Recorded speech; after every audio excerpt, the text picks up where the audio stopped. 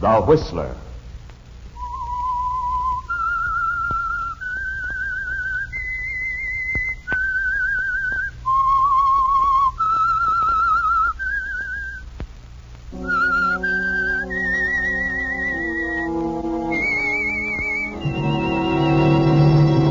I am the Whistler, and I know many things, for I walk by night. I know many strange tales hidden in the hearts of men and women who have stepped into the shadows. Yes, I know the nameless terrors of which they dare not speak. And now the Whistler's strange story. Death in 16 millimeter.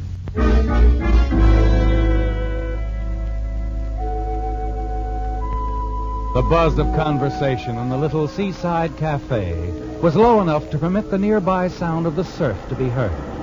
Paul Benton looked past the girl sitting across from him, watched the water for a moment, quietly and thoughtfully, remembering the first time he'd told her that he loved her. It was 2 years ago, Cynthia. 2 years, Paul? Mm-hmm. The first time we came here. After your uncle died and I began to manage the estate. Oh, yes. You did so much more, Paul. I don't know what I would have done. I have tried, Cynthia. It can't just end. After these weeks of not seeing you, I know I couldn't stand it. It must end. You know that, too.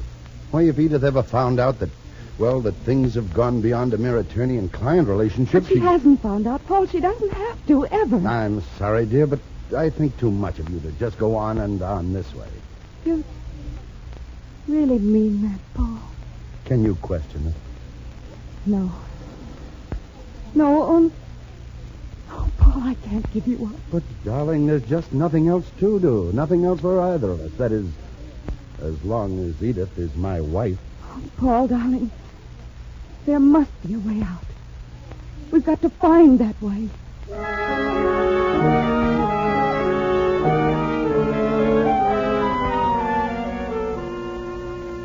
There must be a way out.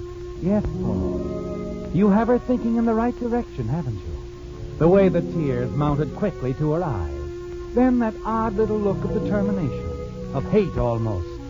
The plan you've figured out is beginning to work, isn't it, Paul? It's like those waves outside the Cove Cafe, almost ready to break out into the open, smash against the rocks, wash everything clear. Your unhappy marriage, your confused, disinterested relationship with Cynthia, a relationship that would have remained strictly attorney and client if it hadn't been for Cynthia's money. Wouldn't it, Paul? Yes. But money is all important to you, and some of Cynthia's is almost within your grasp as you carefully urge things further along, increase the tide of Cynthia's emotions, urge her to the brink of murder. I've thought and thought about this, Cynthia. You know how much I want you. Last night I begged Edith for a divorce. Paul, you risked letting her know about us? Oh, I didn't mention you. I just said I was in love with someone else. Oh, darling. Oh, I'd have risked anything if I thought it would do any good. But it won't. She refused me. She'll always refuse me as long as she lives. I wish I dared talk to her. No, Cynthia. Don't ever let her know it's you, Cynthia. Because talking to her won't do any good, I'm certain of it. Edith and I have become fairly good friends, Paul. If I could get her out someplace where just the two of us... It's useless, I tell you. There's no way, Cynthia. No way in this world. I'm not so sure, Paul. I'm not so sure. Cynthia, what do you mean? Nothing. Nothing, Paul. It's late. You'd better take me home.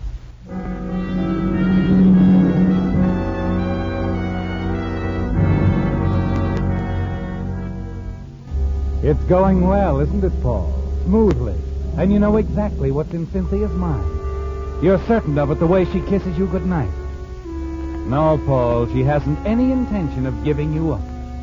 If you had any doubts, they're dispelled the following day when you overhear a telephone conversation from the extension in your den.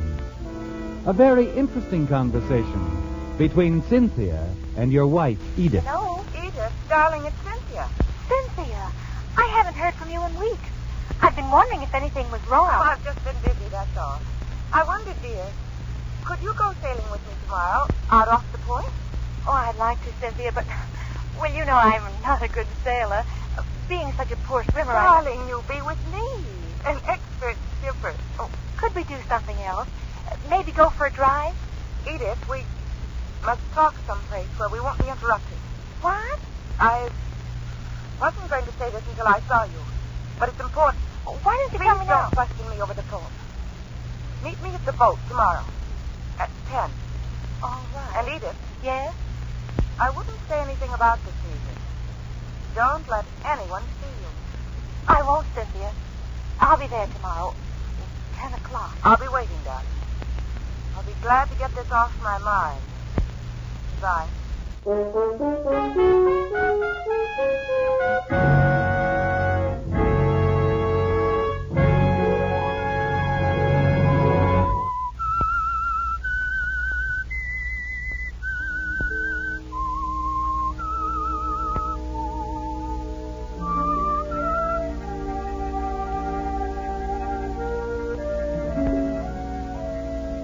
Well, Paul, so Cynthia is planning a sailing trip with Edith. A secret one, with a promise of telling us something about you.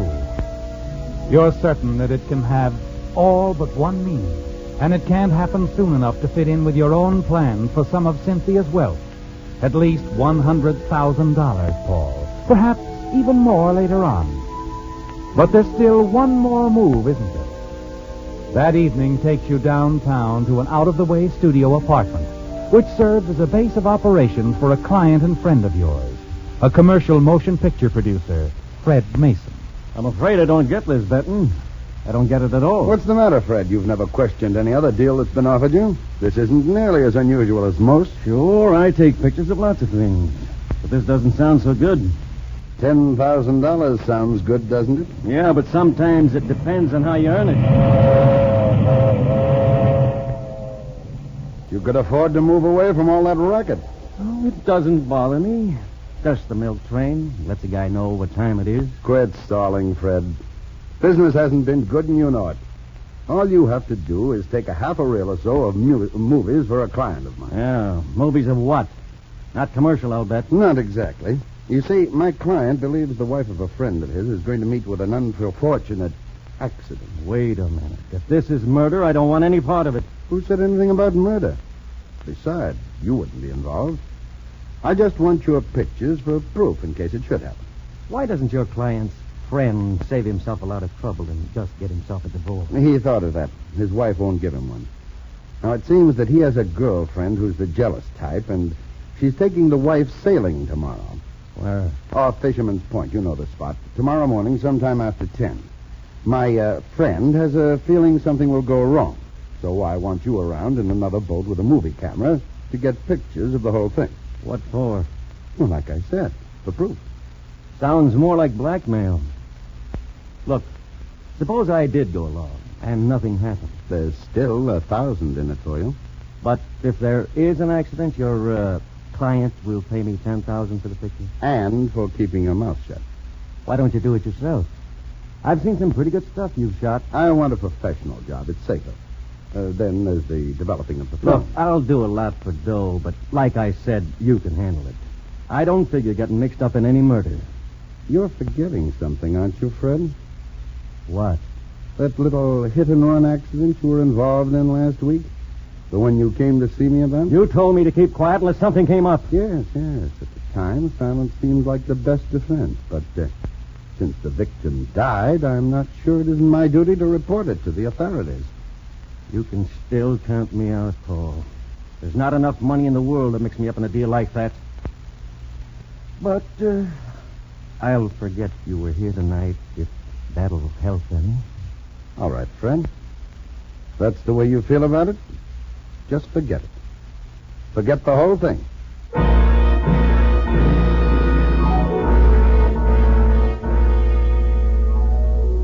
Well, Paul, Fred Mason wasn't as easy as you thought he'd be. You're surprised and disappointed that he wouldn't go through with the deal. For it leaves just one answer, doesn't it? You'll have to use your own movie camera, develop your own film, do the whole job yourself.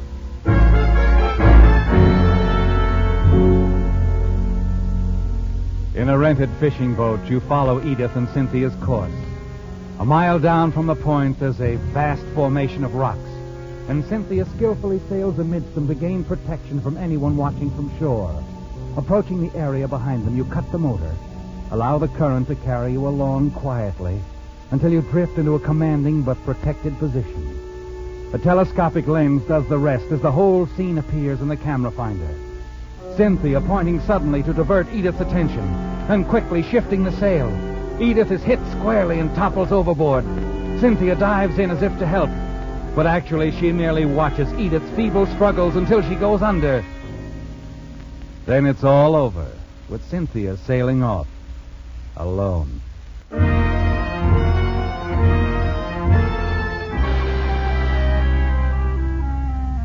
Minutes later, piloting in and out between the rocks, you navigate to the spot. React excitedly as you see Edith struggling back to the surface, the tide helping her toward the rocks. She might make it and hold on, but you take care of that. You swing the boat around. You catch her with a bow. Yes, it's really complete now, isn't it, Paul? All over. For good.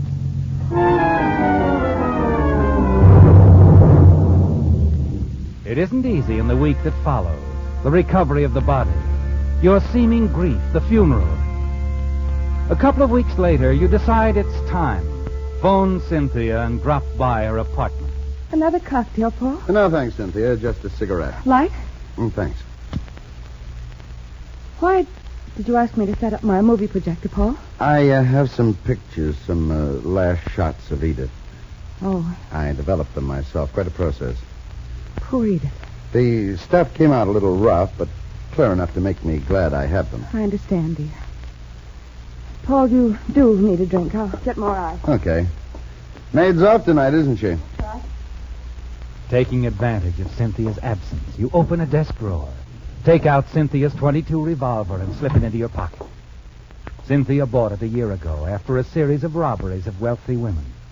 She has never touched it since. You're sure she's even forgotten it. But you feel safer knowing it's no longer in her possession. You're sitting down again as she comes back into the room. There. Just help yourself if you want anything. Okay, thanks, Cynthia. Paul, you've been wonderful about everything. I know what a shock Edith's death was to you. Was to me, too. I can't help but feel I'm to blame. Drop the act, Cynthia. Edith's death wasn't an accident. Wasn't an accident. I don't know what you mean. Oh, yes, you do, Cynthia. And I have the evidence to prove it. Paul, you're not inferring that... As I said, I have the evidence. I'll switch off the light and you'll see what I mean.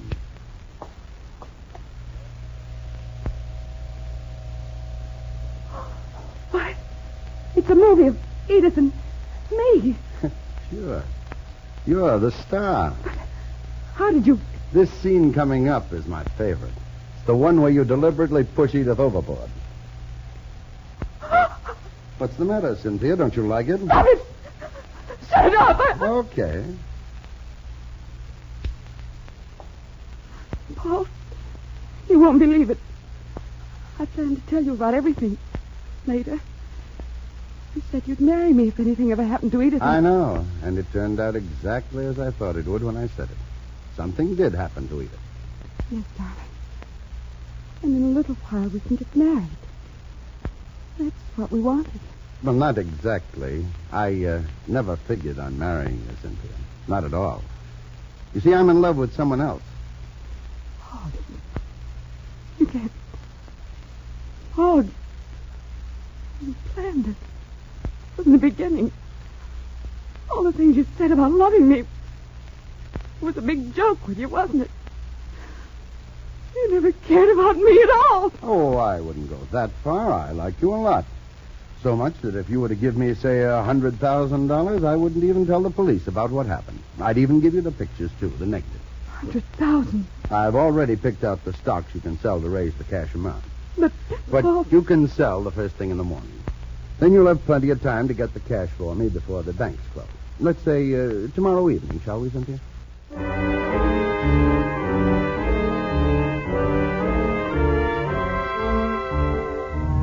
Back at your apartment, you congratulate yourself.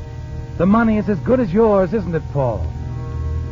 You pour yourself a drink, settle back in your favorite chair, and think of all you can do with $100,000. And then... Hello, Paul. Well, Fred Mason. How about asking me in? Oh, sure, come in. Sit down, I'll mix your drink. Oh, no, don't bother. This isn't a social visit. I got to thinking over the little deal you offered me. Decided it was an easy way to pick up $10,000 after all. You're a little late, Freddie. I didn't want to disappoint my client, so I took the pictures myself. Maybe you like mine better. Huh? I was fishing further down, you see. You took pictures, too? Mm-hmm. Of you, Paul. Finishing Edith off with your boat. How much do you want? $10,000. When? Tomorrow's soon enough. And if I can't raise the $10,000? Oh, I know another party who'd come across right away. A lady named Cynthia Winters. Okay, Fred. I'll have it for you tomorrow. Good. Bring it to my apartment. Around 5 o'clock. I'll be there.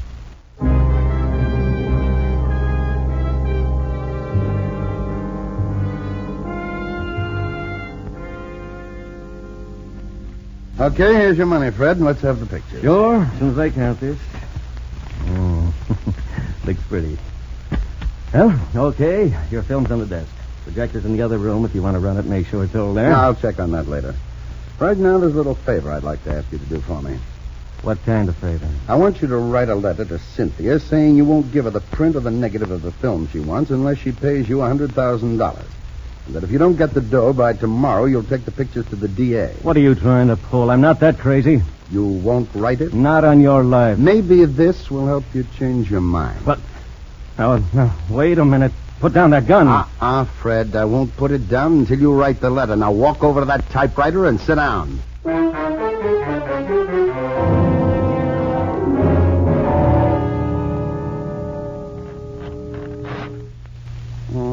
Very good.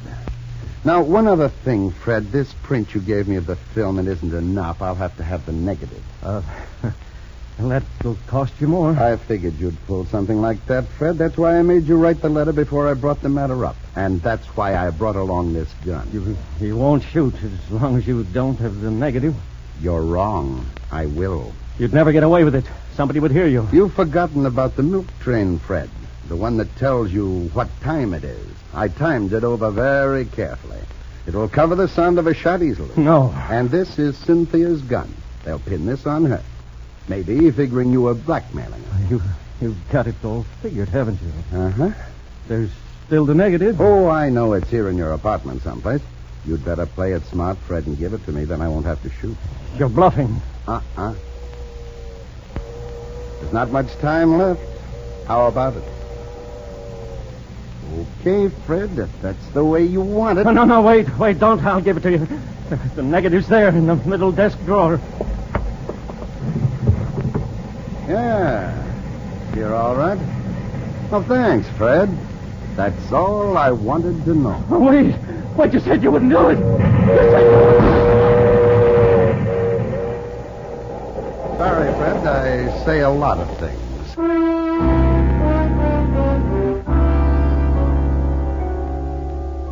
You make sure you have the negative and all the prints of Fred's film. Then you walk to the fireplace, touch a match to the edge of the blackmail note which Fred typed, and snuff it out quickly so that the police will think Cynthia attempted to burn it. You're having to alter your plans as far as Cynthia's money is concerned, aren't you, Paul? You'll have to be satisfied with $100,000 because Cynthia's arrest for the murder of Fred Mason will close the source of any future supply. You decide to get the money as soon as possible. You're sure Fred's body won't be discovered for several hours. So you look quickly around the studio, wipe the fingerprints from everything you've touched, shut the door, and hurry outside. You hurl Cynthia's gun into a small flower bed as though Cynthia had hidden it. But where you're sure the police will find it. Then you hurry home, destroy Fred Mason's films, and phone Cynthia.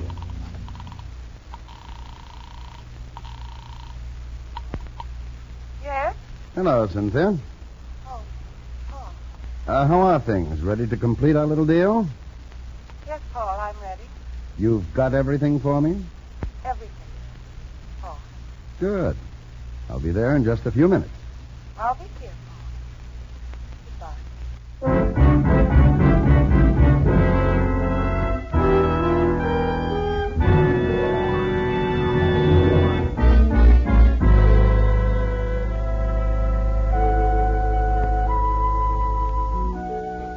So, Paul, at last your plan is going to pay off. As you sit across the room from Cynthia in her Malibu beach house, you're sure everything is going to be all right. Yes, because you're completely in the clear, and then... I have a disappointment for you, Paul. I'm not giving you the money. No, wait a minute, Cynthia. The police will be very interested in that film. They'll be more interested in the last half. The part where you kill Edith with your boat. What? You see, Paul, a man named Fred Mason came to see me a few days ago. His price was a lot cheaper than yours, and his merchandise much better. Double cross. Clever picture man, isn't it? Why don't you see how clever, Paul? I have the projector set up for you. Another print. He made another print. I wouldn't be surprised if he made several prints.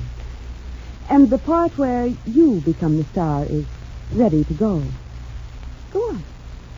Run it off, Paul. What are you going to do, Cynthia? I haven't quite decided. You're in the first half of this film. If you showed it to the police, you'd only implicate yourself. Uh-huh. But the picture also proves I didn't really kill Edith. I might be able to talk myself out of my part in it. You couldn't. Look, Cynthia, Who's that? How would I know? Whoever it is, with the impatient type. Cynthia Winters? Yes? Lieutenant Blake, homicide. Oh? After what you did this afternoon, I somehow didn't expect to find you home. What do you mean? You're under arrest, Miss Winters, for murder. Oh, but there must be some mistake. No mistake. We know you did it. What's going on, Cynthia? Who's this man? Who are you? I'm Paul Benton, Miss Winters' attorney. You better be a good one. She's going to need it. I'm Lieutenant Blake, homicide. Well, what's wrong? My boys and I stopped by Fred Mason's apartment a few minutes ago. We got a tip he was mixed up in a hit-and-run accident last week. We found him buried, dead. But, officer, why would I have anything... You got a little careless when you left his apartment. The blackmail letter you left didn't burn up. But I didn't kill Fred Mason. We found a gun outside, too, hidden in a flower bed. 22, the kind ladies like to use. You ever see this gun before? Yes. But I didn't have... Easy, Cynthia. We'll straighten this out. Paul, you did it. And fixed it so I get the blame. Cynthia, you're hysterical. Afraid you can't put the blame on anyone else, Miss Winters. The evidence against you is too strong. Well, now here's a coincidence. A movie projector, all set up. That blackmail letter we found mentioned some film. We couldn't find a trace of it in Mason's apartment. Now, this wouldn't be it in the projector, would it? No, Lieutenant, it's just... Snap off the lights and run it. Yes, sir. But it isn't anything, I tell you. Keep it going. Well, you've been fishing, eh, Mr. Benton? Looks like you're going to have a chance to make a rescue. You're a pretty good skipper. You can turn a boat on a dock. Turn on the lights. Well, that's the first time I've ever seen anyone murdered by a boat. I don't think you'll do her much good defending her for that Mason killing, Mr. Benton. You're going to need an attorney yourself for the murder of your wife.